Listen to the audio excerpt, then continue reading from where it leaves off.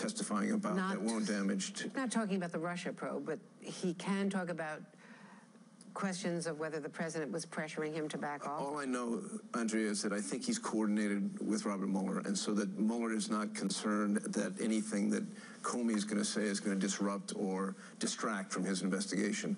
Now, with respect to his conversation with the President of the United States, under ordinary circumstances, as a White House counsel, I would say that would be covered by a deliberative privilege, which is intended to protect the confidentiality of conversations that the President has about business with his top advisors, members of the cabinet, and certainly the director of the Federal Bureau of Investigation would fall into that category.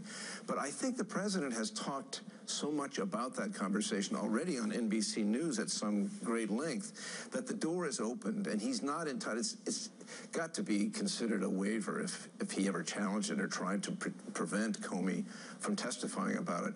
He's not entitled to give his view of that conversation and then invoke executive privilege to prevent Director Comey from giving his view.